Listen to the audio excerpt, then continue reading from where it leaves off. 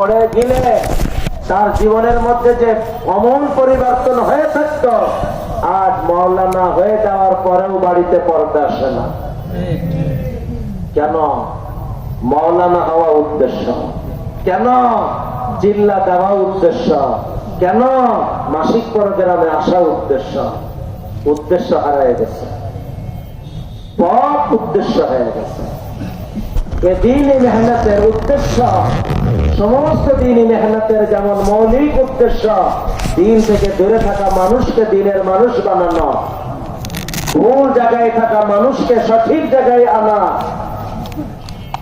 সাথে সাথে এই মেহনতের একটা বিশেষ উদ্দেশ্য যে কোনো এক মেহনতের সাথে লেগে থাকা মানুষকে একাধিক হক মেহনতের সাথে জোড়ানো। আর এর জীবন্ত উপকার এখন তার খুলে বলার নাই, এখন তো পরিষ্কার। আমি প্রত্যেক বছর প্রায় উদাহরণ দিই, দাওয়াত ও তাবলীগের এই দুর্ঘটনায় তারাই শরীক করছে যারা দাওয়াতের বাহিরে আর কিছুই ভাবত না। কিন্তু যারা দাওয়াতের মেহনতের সাথে কোন আলিমের সাথে সম্পর্ক রাখত, কোন খানকার সাথে সম্পর্ক রাখত, কোন মাদ্রাসার সাথে সম্পর্ক রাখত, আপনি লক্ষ্য করে দেখেন তাদের এই মানুষগুলি আল্লাহর মেহেরবানিতে নিরাপদ আছে। কেউ বলতে পারেন হুজুর অমুক আর অমুক আর অমুক, সে তো মাদ্রাসায় আসতো, এরপরেও তো সে সিলিপ করছে। উত্তর হলো এই মানুষটা যদি সিলিপ হয়ে থাকে দুই কারণে সিলিপ হয়েছে। এক, সে মাদ্রাসায় আসতো উলামায়ে কেরামের সাথে লাগার জন্য না, উলামায়ে কেরামকে টেনে নিজেদের দলে ভিড়ানোর জন্য। দুই নম্বর কারণ, এই মানুষটা হয়তো এখনো মুখলিস, তার মন ভালো কিন্তু তার বুঝ অনেক ত্রুটিপূর্ণ, এখনো বুঝে উঠতে পারে নাই। সময়ের সাথে আল্লাহ তার বুঝ ঠিক করে দিন। অনেক মানুষ আছে যার মন এখনো ভালো কিন্তু বুঝে উঠতে পারতেছে না। কেন? মহাব্বতে মানুষ অন্ধ হয়। যখন কোন মেহনতে মহাব্বতের পর্যায়ে এসে যায় তখন ওই মেহনতের কোন ত্রুটি সে বুঝতে চায়। এই হলো কারণ যে পরীক্ষা দাওয়াতের ময়দানে আসছে, কাল এই পরীক্ষা আপনার আমার অন্য লাইন ধরে আসবে না, তার কি গ্যারান্টি? অতএব আজকের এই কিয়ামতের পূর্ব মুহূর্তের সময় আমার আপনার দ্বীনের পরে চলাটা নিরাপদ করার জন্য একাধিক মেহনতের সাথে যদি কেউ জুড়ে থাকে, ইনশাআল্লাহ আল্লাহর কুদরত এমন না, নিজাম এমন না, সব পরীক্ষা একই সাথে চার জায়গায় আসবে। কখনো পরীক্ষা স্থানে, কখনো পরীক্ষা ওই স্থানে, বাকি সম্পর্ক আপনার হাত ধরে নিরাপদ গন্তব্যে পৌঁছাই দিয়ে। এখন সমন্বয়ে চলার পর মনে সবগুলোকে সমান গুরুত্ব দিব। দুই, যে কোনো একটাকে কাজের ভিতরে মূল বানাবো, বাকিগুলো সুযোগে সুযোগে বরং সুযোগ বের করে করে সময় লাগানোর চেষ্টা করবে। এইভাবে সমন্বয় তো কোনো কঠিন কিছু না। আমাদের সমস্ত আকাবির এই সব মেহনতকে সমন্বয় করেই চলবে। দাওয়াতের ইমাম মুজাদ্দিদ হযরত মাওলানা ইলিয়াস সাহেব রাহমাতুল্লাহ আলাইহি তারাও এই ছিল। উনি মাদ্রাসার সাথেও জোড়া, খানকার সাথেও জোড়া, উলামার সাথেও জোড়া, দাওয়াতের ইমাম মুজাদ্দিদ। সব লাইনের আকাবির যারা ধারা এই পাবে নাম। এই চার মেহনতকে নিয়ে সংক্ষেপে এতটুকু কথা। যেখানে আমি থেমে সরে আসছিলাম, ওই আল্লাহর দেওয়া সময়, ওই আল্লাহর দেওয়া সম্পদ কোথায় ব্যবহার করবেন? হে আমার প্রিয় ভাইরা, এই চার স্থানে ব্যবহার করবেন বিশেষভাবে। ভুল বললাম, আল্লাহর সৃষ্টির কল্যাণে, আল্লাহর দ্বীনের কল্যাণে ব্যবহার করবেন।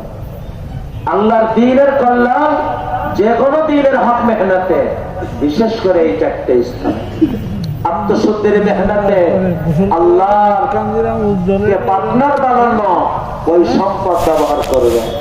মানুষকে খানকামুখী করার জন্য, আত্মশুদ্ধির মেহনত মুখী করার জন্য। সময়কে এই লাইনে, সময়ের যে সময় আল্লাহকে পার্টনার বানাইছেন, ওই সময়ের এক অংশ মানুষকে আত্মশুদ্ধির মেহনতে জোড়ানোর জন্য আপনি লাগাবেন। নিজেও মেহনত করব, অন্যকেও মেহনতে জোড়ানোর জন্য সময় আর সম্পদ ব্যবহার করব। একই ধারাতে দাওয়াত ও তাবলীগের মেহনতে আল্লাহকে পার্টনার বানানো ওই সময়, আল্লাহকে পার্টনার বানানো ওই সম্পদ আমি ব্যবহার করব এই মেহনতকে আগায় নেওয়ার জন্য। আমি নুসরত, আমি ইমদাদ, আমি সহযোগিতা করব, মানুষকে মেহনতের দিকে আগায় দেওয়ার চেষ্টা করব। এই ধারাতে মাদ্রাসাগুলি, মাদ্রাসার মধ্যে তো বললাম আল্লাহকে পার্টনার বানানো ওই সময়, ওই সম্পদ মাদ্রাসার সাথে, বিশেষ করে কয় ধারার মাদ্রাসা? 3 ধারা। ওই 3 ধারার মাদ্রাসার সাথে বিশেষভাবে লাগানোর চেষ্টা করব। ওই ধারাতে ওলামায়ে কেরাম, ওলামায়ে কেরামের সাথে জোড়া, অন্যকে জোড়ানো, অন্যকেও ছাত্র বানানো, মসজিদ ভিত্তিক মাদ্রাসা বানানো, মসজিদ ভিত্তিক বয়স্ক শিক্ষার কার্যক্রম, মসজিদ ভিত্তিক সমস্ত দ্বীনি মেহনতের কার্যক্রম সামনে বাড়ানোর জন্য আমি আমার সময় দিব, আমি আমার অর্থ দিব। আল্লাহর দাওয়াত, আল্লাহকে পার্টনার বানানো এই সময়, আল্লাহকে পার্টনার বানানো এই সম্পদ আমি মসজিদ ভিত্তিক এই দ্বীনি মেহনতকে আগায় নেওয়ার জন্য, মসজিদ ভিত্তিক মক্তবকে চালু করার জন্য, মসজিদ ভিত্তিক দ্বীনি মেহনতকে আগায় নেওয়ার জন্য, মসজিদ ভিত্তিক বয়স্ক শিক্ষার কার্যক্রমকে আগায় নেওয়ার জন্য আমার সময়, আমার অর্থ আমি দেওয়ার চেষ্টা করবো ইনশাআল্লাহ। পারা যাবে তো ইনশাআল্লাহ? এই দ্বীনি মেহনতের উদ্দেশ্য এটাই, আর কিচ্ছু না। যার কারণে আপনাদেরকে বলেছি এই 13 বছর ধরে আজ এটা 14তম মাহফিল। আলহামদুলিল্লাহ, কেউ বলতে পারবে না এই 14 বছরে কোন মাসিক প্রোগ্রামে, কোন ত্রৈমাসিকে, এমনকি বার্ষিক মাহফিল তো মাদ্রাসা হালাত শোনানোর জন্য বিশেষ হয়। এই 14টা মাহফিল যাইতেছে, এই ধারার এই 14টা মাহফিল 13 বছরে। আলহামদুলিল্লাহ, মাদ্রাসার কোন প্রয়োজন আপনাদেরকে কখনো বলা হয়েছে? আপনাদের কাছে কখনো এটা আমি বলি নাই। আমি আপনাদের কাছে শুধু একটাই কথা বলছি, মানুষের কল্যাণে খেদমতে খালকে শরীক হবে। আমার দিল চায় সৃষ্টির সেবাতে শরীক আপনারা হন, আর এটা আপনাদের দ্বীনি মেহনতে। আর এই 4 স্থানে আল্লাহকে পার্টনার বানানো অর্থ আপনি লাগান। পার্বতী ইনশাআল্লাহ, পার্বতী ইনশাআল্লাহ। আল্লাহ আমাদেরকে কবুল করেন। আর যে মাদ্রাসার বরকতে এই কথাগুলো আপনারা শুনতেছেন, এই মাদ্রাসাকে আপনারা দোয়াতে ভুলবেন না। কিন্তু মাদ্রাসার জন্য চোখের পানি দিবেন। আর বিশেষ করে এই যে দ্বীনি মেহনত, এই দ্বীনি মেহনত এটা মাসনা মাদ্রাসার জন্য না। এই দ্বীনি মেহনত প্রতিটি মানুষকে তাবলীগের মানুষ বানানোর জন্য, প্রতিটি মানুষকে খানকার মানুষ বানানোর জন্য, প্রতিটি মানুষকে আপন আপন এলাকার মাদ্রাসা, অবহেলিত এলাকার মাদ্রাসা, ওই সম্ভাবনাময় মাদ্রাসার সাথে জোড়ানোর জন্য এই মেহনত, এই মেহনত এই উম্মতকে ইনজিল উলামাদের সাথে জোড়ানোর জন্য। যদি এই 4টে কথা আপনারা বুঝে মেনে নিতে পারেন, গ্রহণ করে নিতে পারেন, এই মেহনত আমাদের সার্থক। আল্লাহ কবুল করেন। এই মেহনতকে আল্লাহর কাছে কবুল করানোর জন্য একটু দোয়া করবেন, পারবেন ইনশাআল্লাহ? আমার জন্য মনে হয় ভাইয়া কথা আমার শেষ প্রান্তে, পুরা শরীর একটু জাগায় নেন ভাইরা। আমার জন্য খুব মনে হয়, কি জন্য আমি জানি না, আপনাদের মতন এত আপন এই দ্বীনি মেহনতের জন্য যদি চোখের পানি দৈনিক আল্লাহর কাছে 2 ফোঁটা আপনারা দেন, যে আল্লাহ আমাদের এই দ্বীনি মেহনতকে কবুল করে নেন, আল্লাহ এই মেহনতকে কবুল করে নেন, আল্লাহ এই মেহনতকে ওসিলা করে পুরা দুনিয়া জুড়ে কিয়ামত পর্যন্ত দুনিয়া জুড়ে আল্লাহ জান্নাতি এক বাতাস চালু করে দেন। আমার দিলের ইতমিনান লাগে আল্লাহ এই মেহনতকে ওসিলা করে পুরা দুনিয়াতে জান্নাতি এক বাতাস চালু করে দিবে ইনশাআল্লাহ।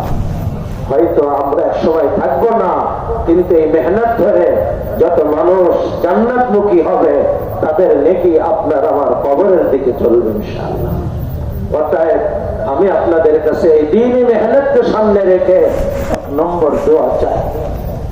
আমি কি আপনাদের থেকে দৈনিক চোখের 2 ফোঁটা পানি এই মেহনতকে আল্লাহর দরবারে কবুল করানোর জন্য আশা করতে পারি ইনশাআল্লাহ।